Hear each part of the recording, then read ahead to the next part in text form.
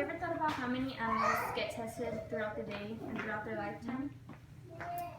Um, Animals being tested every day can be beneficiary and also not beneficiary to us. Um, the question is should we keep on using animals to be tested, or should we completely abandon and find something new? Or should we just stick to the animals?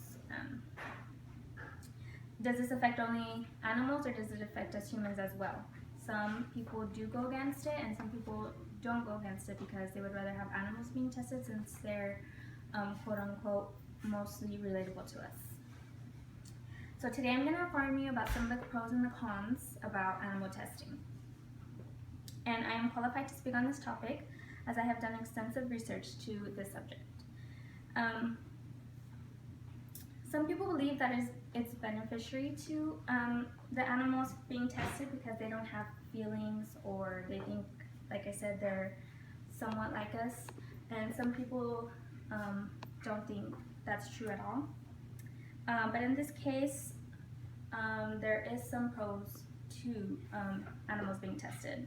And an article by Robert Palazzo, president of the Federation of American Societies, said that research have, thanks to animals being tested, there's a lot of cures in the world and a lot of vaccinations that we have now.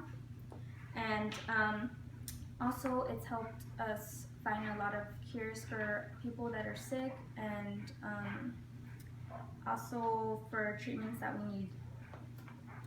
And by Andrew Knight, quoted from his book, The Costs and Benefits of Animal Experiences, he also quoted that due to animals testings, now we have safe medications for us, products like makeup.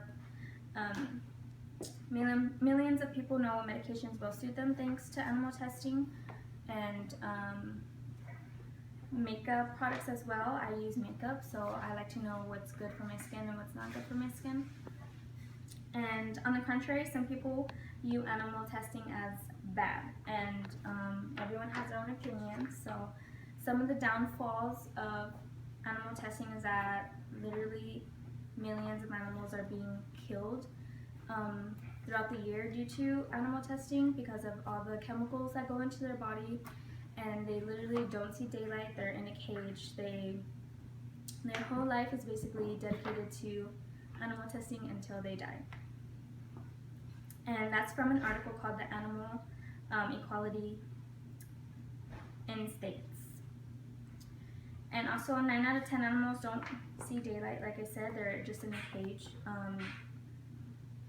And also they die due to depression because literally they're just being tested. They also get bruised a lot. They also suffer. They feel everything. They don't get something to numb them or anything. If a chemical burns their insides, then they get burned, or they have to suffer pretty much. If they get seizures, they get seizures. They have to really deal with all the pain that the chemicals cause to them. And an article published in the Journal of the American Medical Association, research found that medical treatments developed in animals rarely translate to humans. So what that means is that people come up with new products, and then they test them on animals, and then we end up not using them as humans. So say this new pill came out and it's not beneficiary to us, then literally the animals get tested for no reason. So that's what that means. And also some of the chemicals cause diseases to the animals, and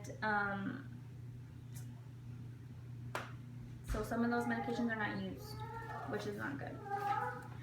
And so my conclusion is, by informing you on how animal testing can be helpful to human life, on what is harmful to us, how we won't be exposed to any chemicals, or what we should have, what we shouldn't have, but it also affects animals and how they live in their daily lives.